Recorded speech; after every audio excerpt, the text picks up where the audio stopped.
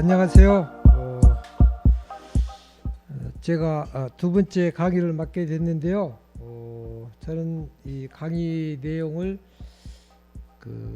보통 예산에 대해서 뭔가를 좀 알아야 될 것 같아서 그걸 간략하게 설명을 하고, 예산을 알기만 해서는 그럼 그걸 어떻게 우리 생활에 활용할 것인가, 이제 그런 측면에서 참여 예산제라고 하는 이 제도가 법제화가 되어 있는데, 출발이 어떻게 되고 그리고 현재 적용하고 있는 내용들이 어떤 문제가 있는가, 이런 내용으로 해서 이야기를 하도록 하겠습니다.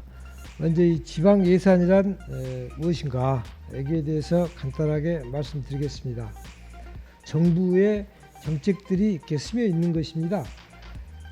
그리고 이제 예산은 이제 공공 부문에 있어서 정부와 공공기관이 있는데, 공공기관은 저희들이 여기에서 다루지는 않고, 정부에는 이 중앙정부와 지방정부가 있습니다. 이 중앙정부와 지방정부의 재정, 그리고 예산 편성의 흐름이 어떻게 되는가, 이런 것들을 저희들이 알아야만이 저희들이 우리 농업회의소의 앞으로 어떤 사업 방향, 그리고 농민들이 필요한 것이 무엇인가를 알아서 그것을 예산에 반영을 할 수가 있겠죠. 이 지방정부 재정은 일반 재정과 그리고 교육 재정이 있습니다. 교육비는 특별회계로 이렇게 되어 있고요. 일반 재정에는 일반 회계와 특별회계가 있고, 그 외에 별도로 기금이 조성되어 있습니다. 그러니까 기금은 우리가 보고 있는 예산서에 나오지 않습니다. 나오는 경우는 기금에 적립할 경우에만 예산에 그 예산만 들어가 있죠. 그래서 기금의 규모는 또 별도로 파악을 해야 됩니다. 여기서 일반 회계와 특별 회계가 있는데, 특별 회계는 각 지방자치단체별로 공기업 특별 회계가 있고, 그 외에 또 기타 특별 회계가 있습니다. 이건 예산에 대한 일반적인 얘기니까요. 이 정도 얘기하고, 예산에는 일반 회계와 특별 회계가 있다, 이 정도 알으시고, 별도의 또 기금이 있다, 이렇게 하시면 되겠습니다. 우리가 이제 흔히들 기능별, 조직별, 성질별 예산이 있더라, 복지라든가 문화 등, 그리고 이제 이건 기능별로 있는 거고요. 조직별로는 집행하는 그 부서에 따라서 예산이 쭉 장관 항목으로 이렇게 편성되어 있습니다. 그리고 성질별로는 각 조직별로 해서 인건비라든가 또 국가에서 나오는 그 국비에다가 그리고 보조금 이런 형식으로 해서 성질별로 분류가 되어 있습니다. 그 예산서를 직접 보시면서 참고하시면 되겠습니다. 저희가 이제 예산 운영의 그 원칙들이 몇 가지가 있는데요. 우선 예산은 총계주의 원칙이 있습니다. 이것은 지방재정법의 모든 세입 세출은 예산에 편입되어야 한다. 그래서 그 예산에 편입되어 있지 않는 예산은 저희들이 다룰 수가 없는 거죠. 이게 이제 지방재정법 34조에 있고, 예외로서는 이제 일시 차입금 혹은 이제 세계잉여금. 세계잉여금은 이제 세계적으로 있는 게 아니고, 이제 계산한 것 외에 또 남은 것이 있습니다. 세외 수입 같은 경우는 별도로 계획은 세웠지만은 초과로 이제 어떤 그 수익이 발생한 경우, 이런 것들을 세계잉여금이라고 얘기하는데, 그리고 이제 여기에 지방채 상환, 그리고 과오납금, 이게 반환하는 경우, 이런 경우는 예외가 있습니다만은, 이건 상당히 좀 그 예산을 구체적으로 다루면서 파악을 하시는 게 더 빠르겠습니다. 회계연도 독립의 원칙. 그래서 각 회계연도는 매년 1월 1일부터 12월 31일까지 이렇게 해서 회계연도의 세출 예산은 다음 연도에 사용할 수 없다는 그런 원칙이 지방재정법 제7조에 나와 있습니다.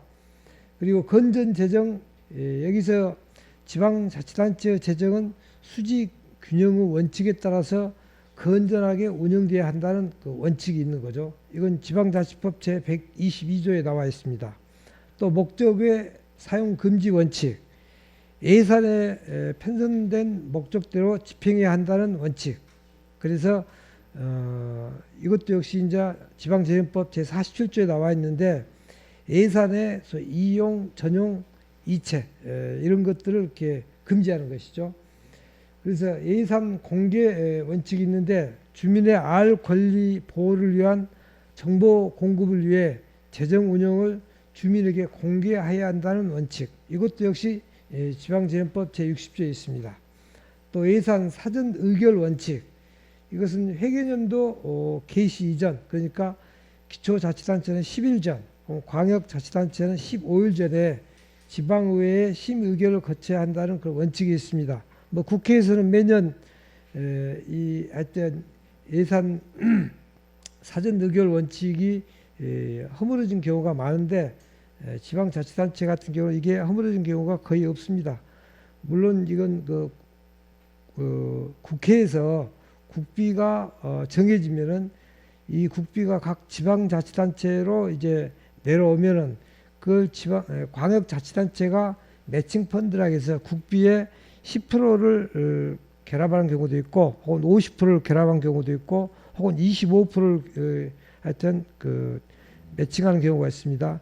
여기에 따라서 통과시키고 나면 또 기초자치단체에서 시에서 통과된 걸 근거로 해서 또 예산을 편성하기 때문에 이렇게 기초자치단체는 10일 전까지, 광역은 15일 전까지 이렇게 심의결을 거쳐야 한다는 그런 원칙이 있는 겁니다. 이제 오늘 저희가 다루는데 가장 중요한 부분인데요. 주민 참여의 원칙이 있습니다.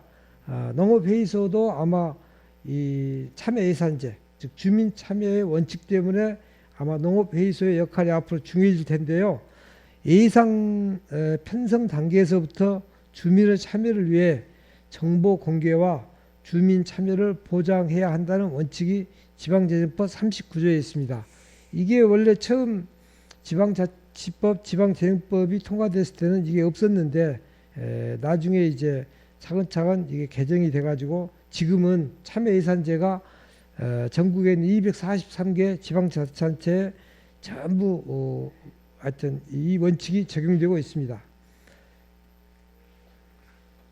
다음은요.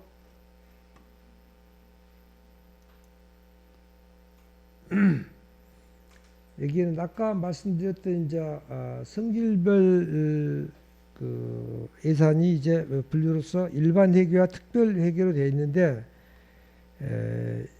여기에서 참고로 이제 중요한 부분은 그 수정 예산입니다. 성립 시기에 따른 분류, 즉 뭐냐면 본예산은 이제 의회에서 심의를 하고 있는 예산이죠. 그런데 예산을 의회에서 많이 삭감을 했어요. 그럼 예산 편성 권한은 집행부에 있기 때문에 그 삭감된 예산이 500억이다. 그러면은 집행부에서 500억에 대해서 수정 예산을 편성해 옵니다. 그래서 이 수정 예산이라고 하는 것은 지방의회에 예산을 제출 후에 의회에서 의결되기 전에 예산안의 내용, 즉 집행부에서 다시 삭감된 예산을 편성해 온 거죠. 이걸 수정한 예산, 이것을 수정 예산이라 합니다. 이 수정 예산에 농업회의소에 많은 그 여러분들께서 이걸 어떻게 파악하고 대처하느냐에 따라서 농민들의 요구들이 어떻게 반영될 수 있는가 하는 그 중요한 시점이기 때문에 수정 예산을 좀 눈여겨 보시면 되겠습니다. 이거 외에 이제 추가 경정 예산, 그래서 이미 이제 본예산 다 끝났어요. 수정 예산으로 회기가 끝나고 나서 예산이 집행된 과정에 이제 새로운 사유로 또 성립된 예산들이 있습니다. 예를 들자면은 담양군 같은 경우는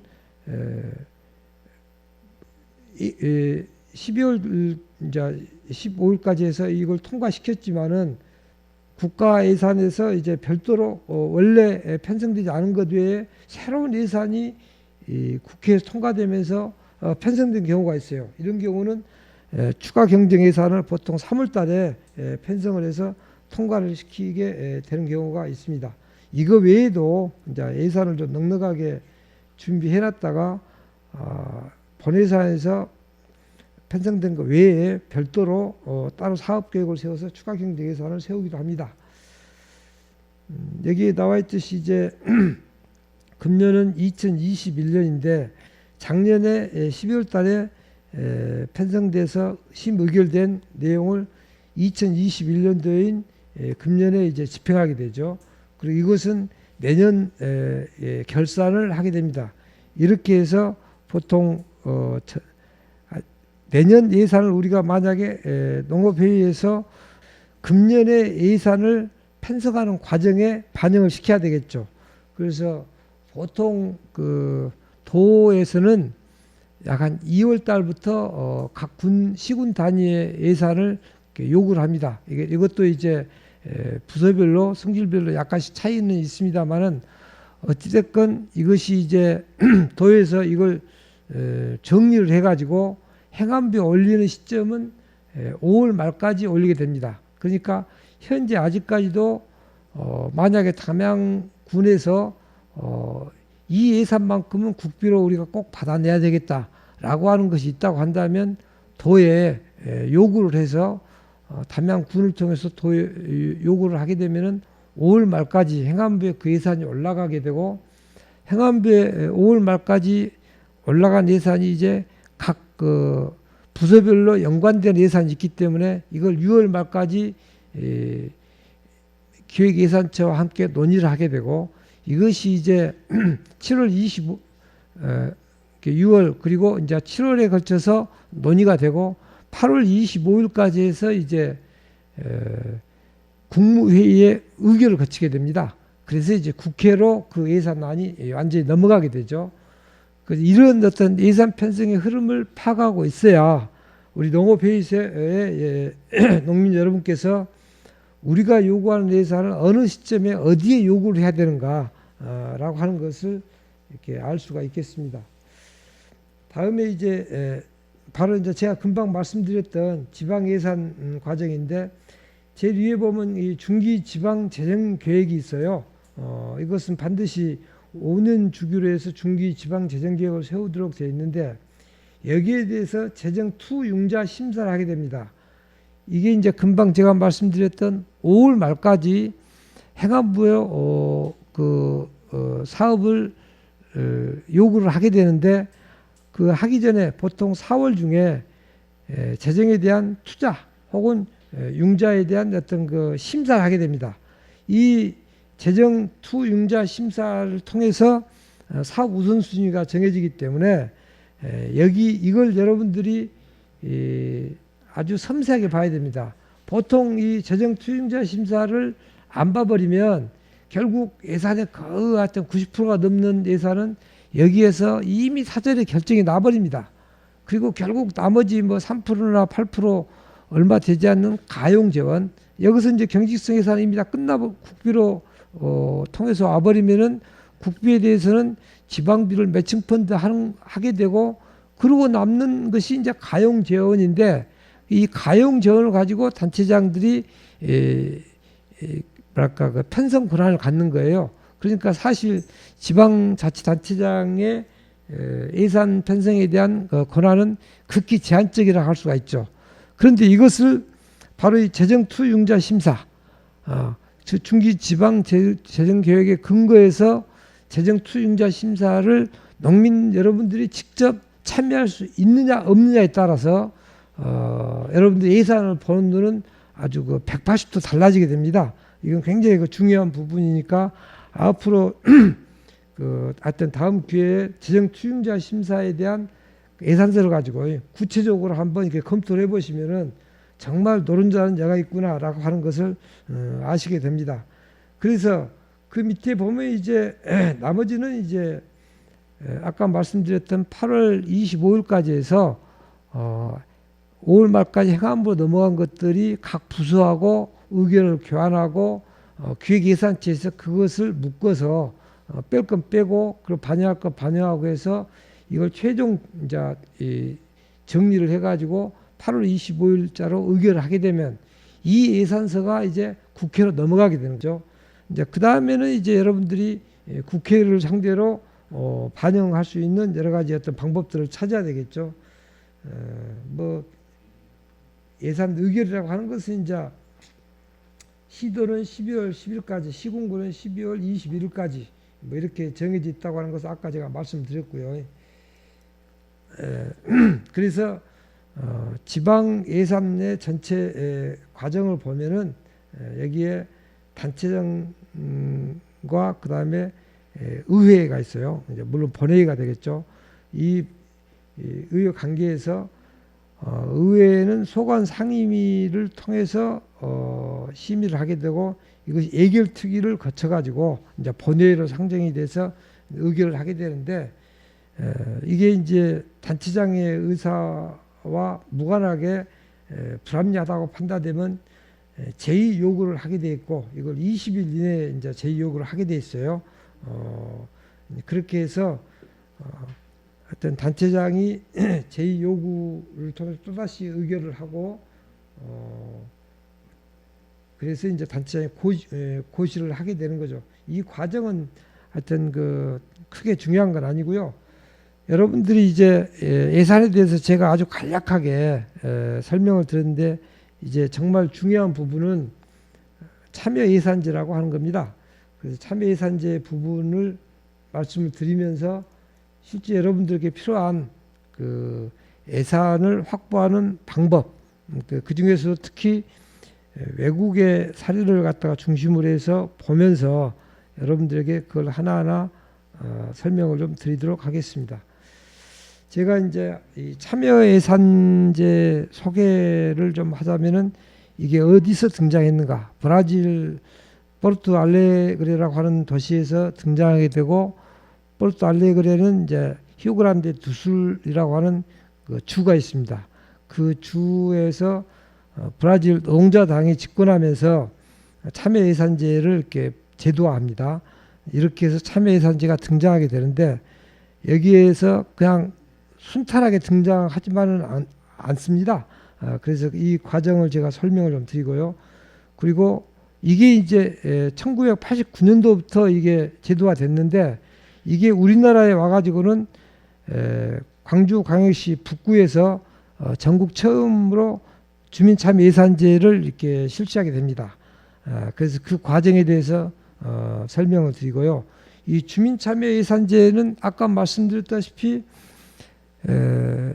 재정 투입자 심사를 거쳐서 사업의 우선순위가 정해지고 이것이 이제 5월 말까지 행안부에 접수가 되고 그리고 8월 25일까지 해서 정부 예산안이 확정이 돼 가지고 9월달 정기국회에서 이걸 심의를 하게 되는데 심의에서 끝나게 되면 나머지 이제 지방비 매칭 펀드가 있어요. 그래서 50% 아니면 이제 90% 10% 그리고 이제 광역과 기초간에 25%에서 국비 50% 이런 어떤 그 매칭 펀드 비율들이 지방자치법에 나와 있습니다.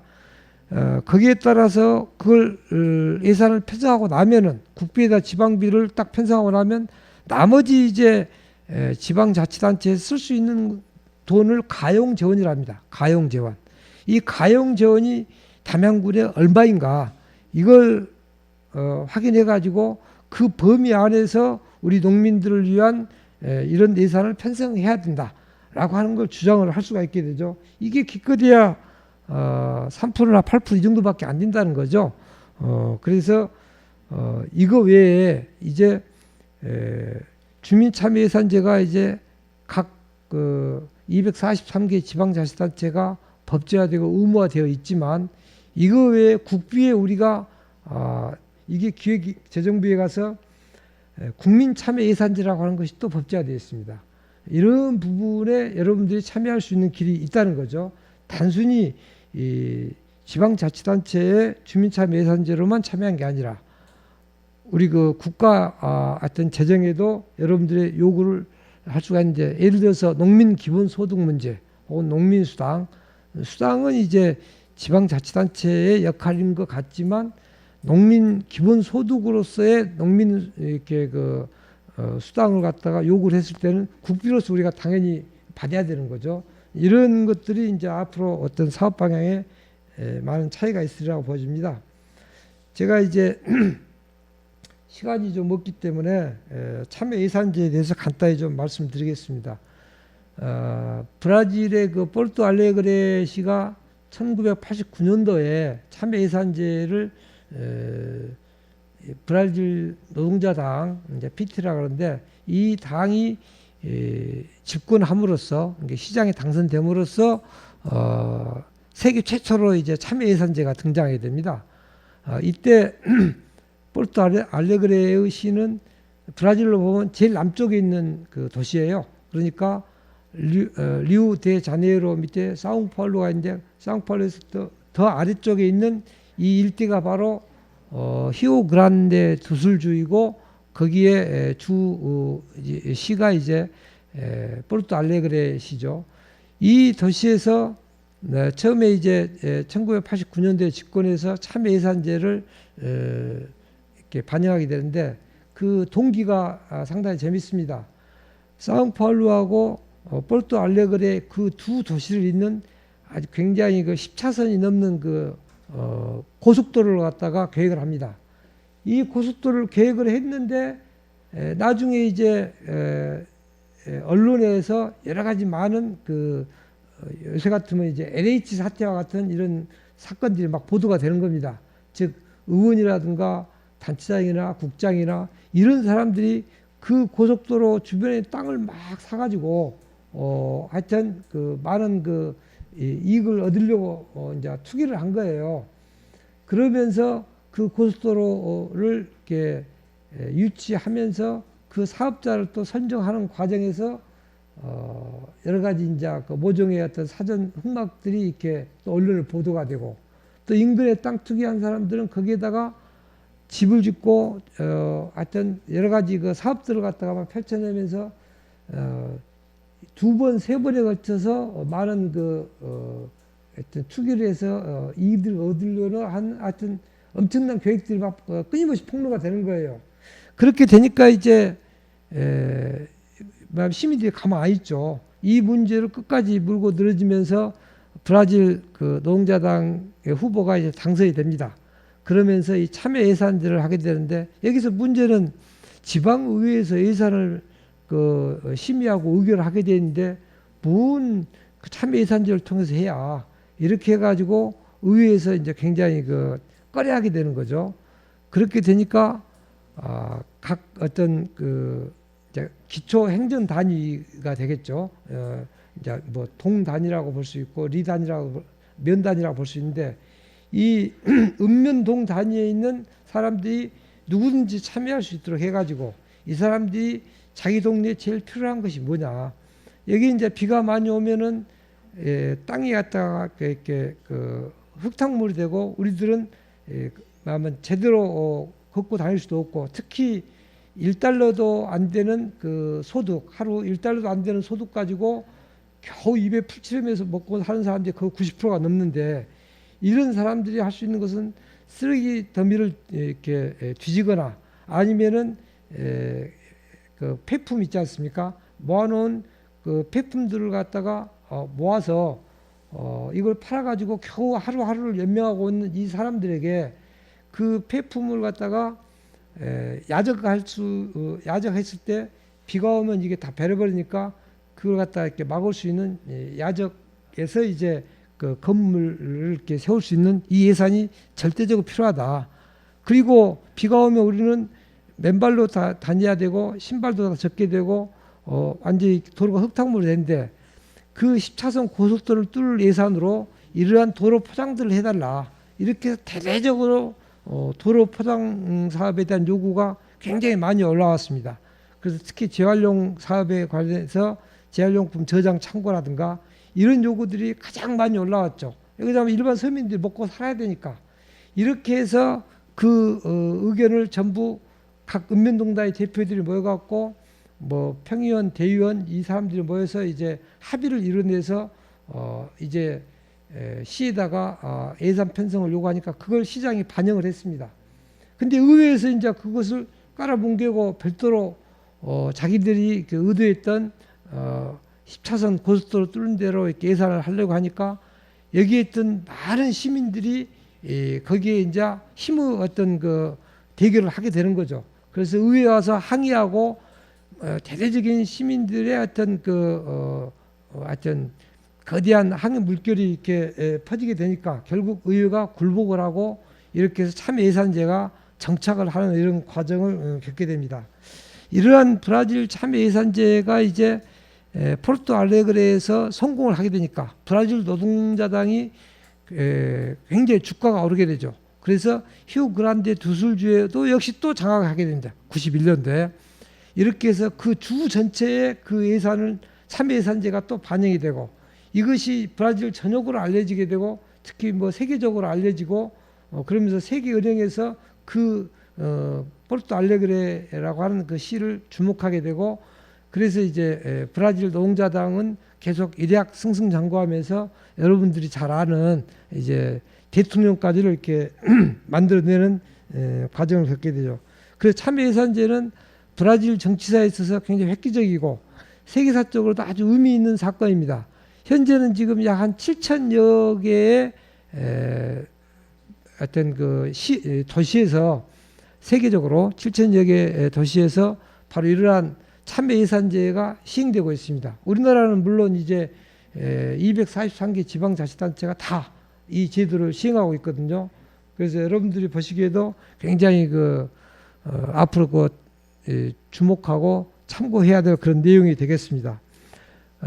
이제 제가 2002년도에 광주 서구 의원 활동을 하다가 서구청장에 도전을 하면서 2000년 10월호 민주노동당에서 바로 이 기관지로 있는 이론과 실천 즉 2000년 10월호에 바로 이 참여예산제가 소개가 됐습니다. 그래서 그걸 제가 공약으로 해서 2002년도에 하여튼 제가 출마를 했는데 당시에 시민 후보로 북구청장에 저와 함께 출마했던 김재균 청장께서 제가 제안했던 이 참여예산제가 참 좋다 이렇게 하고 같이 공약을 했습니다. 근데 저는 이제 낙선하고 김재균 청장님이 당선이 되니까 바로 이 참여예산제를 북구에 전국 최초로 도입을 하게 됩니다. 이게 이제 2003년도에 도입이 되거든요. 그래서 2003년도에 광주광역시 북구에 참여예산제가 도입이 되면서 이제 차근차근 이것이 지방재정법에도 주민참여 조항이 들어가게 되고 또 나아가서 이제 전국적으로 이 참여예산제가 반영이 돼서 현재는 모든 지방자치단체가 참여예산제가 이제 제도화되게 됐습니다. 이것이 주민참여예산제도뿐만이 아니고 아까 말씀드렸던 국민참여예산제라고 하는 것도 2017년도에 또 법제화됩니다. 그래서 2017년도에는 기획재정부가 이제 국가적 어떤 과제, 아까 말씀드렸던 농민수당 아니면 이제 농민기본소득 이런 걸로 해서 앞으로 이제 여러분들이 이제 이거 외에도 다른 여러 가지 어떤 이슈들을 이렇게 발굴해 내서 국민 참여 예산제의 이슈로 이제 제안을 할 수가 있겠습니다. 이러한 것들이 전부 현재는 제도화 되어 있다는 것을 말씀드립니다. 그러면 이제 포르투 알레그레의 참여 예산의 구체적인 내용은 제가 자료로 여러분들에게 제공을 해드리겠습니다. 현재 지금 주민참여예산제는 그럼 어떻게 되어 있느냐 이걸 좀 말씀을 드리고자 합니다. 여러분들이 알고 있는 7쪽 여기에 보면 광주광역시 북구의 참여예산제, 주민참여예산제죠. 이걸 이렇게 추진 과정을 보면은 참여예산제 공약으로 당선됐다. 그때 당시에 광주 전남 자치연대의 공약이었습니다. 여기 지금 임병옥 우리 지금 실무자이신가요? 사무국장이신가요? 이분이 그때 참여자치연대 당시에 집행위원장을 맡고 계셨어요. 그래서 임병옥 하여튼 사무국장께서 또 담양 농업회의소에 하여튼 일을 맡으면서 당시에 참여 예산제를 공약으로 광주 전남 자치연대가 있었는데 그 집행위원장을 하셨기 때문에 이 참여 예산제에 관심을 갖고 아마 저를 부르신 것 같습니다. 이때 그 후보였던 김재균 북구청장이 선거 과정에서 이 참여 예산제를 공약으로 이렇게 세웠습니다. 이렇게 2003년도에 바로 이제 조직 내부 즉 이제 구청이죠. 토론회를 거쳐가지고 이것을 하나하나 반영을 하는데 그때 이제 참여자치 21이라고 하는 단체에서 이 문제를 이제 함께 계획을 하고 들어가게 되죠. 물론 이제 제가 그 자료를 하나하나 정리를 하긴 했습니다만은 그때 박광우 사무처장가 있어가지고 그때 같이 정리를 했었어요. 그리고 이제 북구의회에서는 오미덕 의원이 있어가지고 이걸 적극적으로 받아들여서 북구에 이제 이걸 반영하게 됩니다. 이게 이제 전국 최초로 주민참여 예산제가 도입된 것은 2003년 9월입니다. 이때 당시에 공무원 3명, 교수 1명, 구원 1명, 이 구원이 이제 오미덕 의원이죠. 시민자치 3명, 이건 물론 이제 참여자치 20일입니다. 8명으로 구성해갖고 주민참여 예산제를 시행하게 됐습니다. 그 다음 이제 8쪽에 보면은 주민참여 예산제 운영 조례를 이제 구체적으로 제도화하는 것이죠. 이 과정이 이제 2003년도에 조례안 초안이 12월 달에 작성이 됩니다. 그래가지고 이게 조례가 이제 통과가 된 것은 2004년 3월 달입니다. 그래서 공식적으로 3월 달에 조례가 공포가 됩니다. 그러니까 2003년도에 이게 2002년도 김재균 북구청장이 주민참여 예산제를 공약으로 세웠고 이것을 2003년도에 의회와 협조해서 주민참여 예산제를 일단 시행을 해본 겁니다. 그리고 시행 과정에서 나타난 결과를 가지고 2004년도 3월 달에 정식으로 조례로 공포하게 되죠. 이건 굉장히 우리나라 최초의 조례고 아주 굉장히 역사적인 사건입니다. 이제 2004년도니까 지금으로부터 몇 년 전입니까? 17년 전 아닙니까? 이제 와서는 이제 모든 지방자치단체가 이걸 의무적으로 시행하고 있죠. 그래서 광주 북구청의 2004년도 이제 4년도에는 이제 조례로까지 만들어졌기 때문에 이것에 대한 참여 예산 제도를 이렇게 하나하나 이제 그 추진하는 과정이 쭉 나와 있습니다. 그래서 이러한 과정을 거쳐서 이제 주민 참여 예산제 연구회라고 하는 것도 만들고 또 예산 참여 지역회의 즉 읍면동 회의가 되겠죠. 여기에 주민들의 대표들을 이렇게 모셔가지고 주민들이 필요로 하는 사업들을 계속 발굴을 하는 거죠.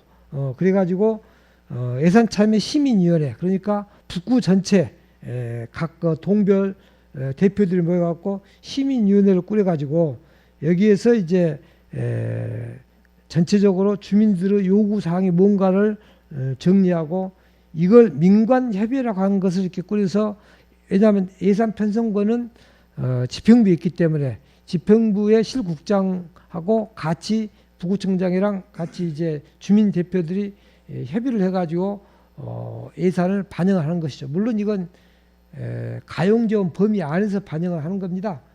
그래서 반영을 해가지고 이게 이제 의회로 이제 확정해서 의회에서 예산 심의를 해서 통과시키는데 이것도 역시 마찬가지로 여러분들이 이제 앞으로 그 농업회의소에서 농민들의 요구에 따른 사업의 어떤 그 여러 가지 종류도 있을 거예요.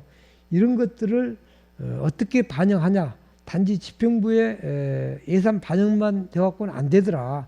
물론 이제 우선적으로 지평부 예산을 세워줘야겠지만 뭐 김영식 군수님은 좀 여러 가지로 좀 튀었기 때문에 웬만한 의견들은 다 반영하리라고 봅니다. 근데 의회에서는 자기들의 고유 권한이라고 해서 농민들의 요구사항을 그렇게 썩 반기지 않습니다. 이때 가서는 아까 말씀드렸던 포르투 알레그레 시처럼 바로 그 국회가 잘못하면 국회 앞에 엄청난 대규모 어떤 그 군중 시위들이 있지 않습니까?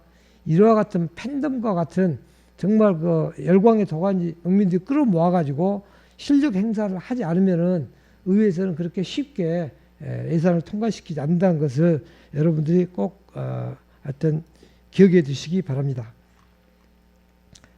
다음에 이제 저희 그 10쪽에 보면은 북구 주민참여 예산제 운영 시스템이 쭉 있습니다. 이 내용은 요걸 이렇게 이 자체가 이제 그동안의 그 주민참여 예산제 그 과정이기 때문에 뭐 지금 현재 담양군에서도 이거 제도가 되어 있기 때문에 뭐 이걸 이해하는 데는 뭐 크게 어려움은 없으라고 봅니다. 단지 이제 제가 꼭 말씀드리고 싶은 것은 현재 여러분들이 이 주민참여 예산제로만 그 예산을 보게 되면 아까 말씀드린 대로 가용재원의 범위 안에서밖에 못 본다고 하는 겁니다. 그래서 여러분들이 전체 예산을 보려면 꼭 무엇을 봐야 돼요? 재정투융자 심의.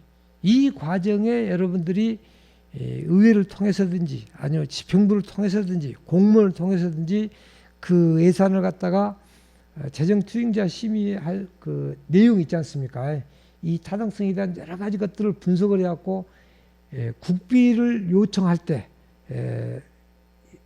그것이 과연 하여튼 그 올바른 그 사업 우선순위로 반영이 된 건지 사업 우선순위로 정해져 있지 즉 뭐냐면 밖에 벗어나 있는 예산을 어떻게 하면은 재정투융자 심의를 통해서 그 사업 범위 안으로 집어넣을 수 있는지 이 작업을 어떻게 하느냐에 따라서 전체 예산 100% 예산을 볼 수 있다고 하는 겁니다.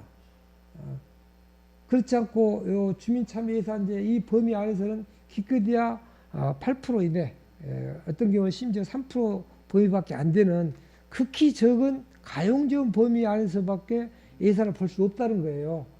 그래서 재정투융자 심의에 여러분들이 보다 관심을 가지고 담양군 예산이 1년에 뭐 하여튼 5천억이다. 그러면 그 5천억 전체 예산을 꼬치꼬치 파악하고 그 전체를 갖다가 농민 여러분께서 좌지우지할 수 있는 그런 눈을 가질 수 있기를 제발 부탁을 드립니다.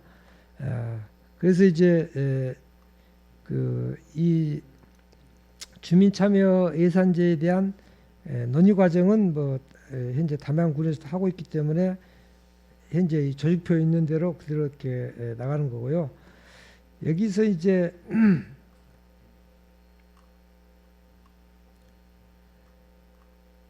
여러분들에게 이제 그 한 가지 별도로 제가 이렇게 말씀드리고 싶은 것은 기획재정부의 국민참여 예산제 이건 굉장히 그 중요함에도 불구하고 80년대 90년대와 같은 농민운동이 즉 농민들의 요구가 여의도에 막 10만 명, 뭐 100만 명 이렇게 집결해 갖고 국회를 갖다가 혹은 청와대를 갖다가 뒤 흔들던 이런 것들이 지금 동력이 많이 떨어져 있기 때문에 이 국민참여 예산제 부분도 그렇게 많이 참여를 안 하고 있습니다. 그런데 이 국민참여 예산제를 통해서 전국적인 농민단체의 그 네트워크, 즉 이걸 결속을 다져내고 그리고 농업회의소가 없는 것도 바로 이런 국민참여 예산제의 구체적인 이슈를 갖다가 창출해내서 연대를 강화하고 그리고 각 어떤 그 농업회의소 어떤 그 시군 단위의 농업회의소를 만들어낼 수 있도록 하고 이렇게 해서 이것을 결국 국민참여 예산제의 마지막 하여튼 실현 과정은 여의도입니다. 여의도. 국회에서 이걸 통과시키냐 안 시키냐. 물론 그 이전에는 집행부 그러니까 하여튼 국무총리 산하의 각 부서에서 농민들의 하여튼 요구를 예산에 반영을 해줘야 되겠지만은 반영이 안 되었더라도 아까 말씀드렸던 것처럼 예산을 심의할 때는 수정 예산이라는 것이 있기 때문에 수정 예산으로라도 하여튼 집행부에 반영이 안 된 것도 반영을 시킬 수가 있기 때문에 이런 것들을 관철시키는 곳은 국회입니다. 그래서 여의도의 집회들을 항상 그 염두에 두고 전국 농민운동단체 연대 그리고 연대가 가능하려면은 확실한 그 목표가 정해져야 되고 모든 농민들이 공감할 수 있는 이슈가 있어야 됩니다. 그건 이제 농민 기본소득이나 농민수당 이런 것들은 아마 중요한 어떤 그 쟁점되는 이슈라고 할 수가 있겠습니다. 하여튼 제 오늘 뭐 강의 내용은 뭐 제가 처음에 요청받을 때는 일반 예산에 대해서 이제 설명해 달라고 했습니다만은 그건 좀 밋밋한 강의가 될 것 같고 또 제 자신이 원래 그 참여 예산제라고 하는 브라질 노동자당의 예산을 전국 최초로 제가 공약으로 만들었고 이것이 저하고 함께했던 지방자치연대 같이 출마했던 분 중에 김재균 청장께서 광주 북구에 처음으로 이것을 정착시키고 오늘날에 이제 많은 모든 그 243개 지방자치단체가 다 이걸 실시하고 있습니다. 그래서 그걸 소개를 하게 됐고요. 또 이 주민참여예산제라고 하는 것은 가용제원만 볼 게 아니라 제가 말씀드렸던 재정투융자 심사 이 과정에서 국비를 요청한 그 사업 우선순위에서부터 반영을 시켜야 된다. 그리고 나아가서 이거 외에도 또 이제 국민참여예산제라고 하는 것이 있다. 그래서 농업회의소에 계신 농민 여러분들이 이 국가예산 전체를 한눈에 바라보고 여러분들의 목소리를 낼 수 있는 이런 방향에 대해서 말씀드렸습니다. 네, 감사합니다.